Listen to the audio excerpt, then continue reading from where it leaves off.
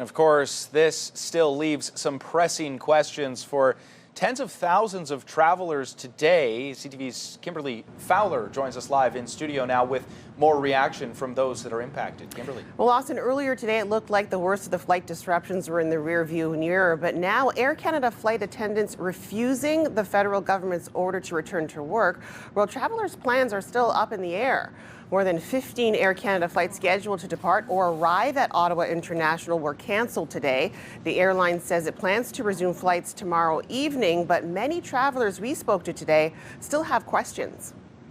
I asked if they could put something on my file. They said no. I asked if I could record our conversation. They said no. I ended up having to call my husband, who drove from Ottawa, to pick me up in the middle of the night and drive me home here so that I could come back in the morning and try to sort this out. He was able to, I think, tentatively rebook me on a WestJet flight on Wednesday. So that's 3 more nights in a hotel in Ottawa, and still not entirely sure that that's going to come through.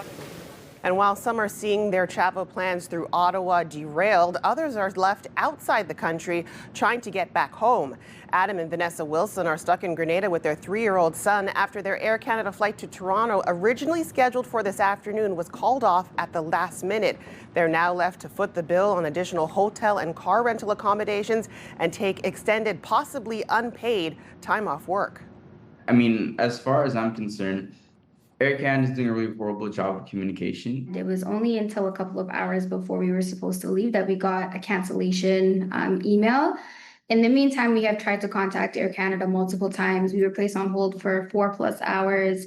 And then when we were trying to explain the situation on, like what instructions should we use or what direction should we be going in, they basically told us, you're not a priority because your flight hasn't been canceled yet. As far as budgeting and financing goes, we're now a little bit confused and in limbo.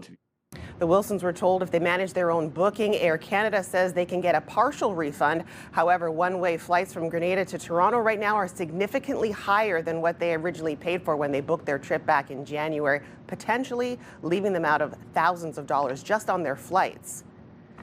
Now, those are just some of the stories we've heard leading up to and when the strike officially started just after midnight on Saturday. And up to 130 Air Canada passengers will be impacted every day as this labor dispute drags on. Austin. And just a quick point of clarification there as well. I think you meant 130,000 travelers. A lot of people certainly impacted. Thank you for this, Kimberley. CTV's Kimberley Fowler reporting live for us tonight.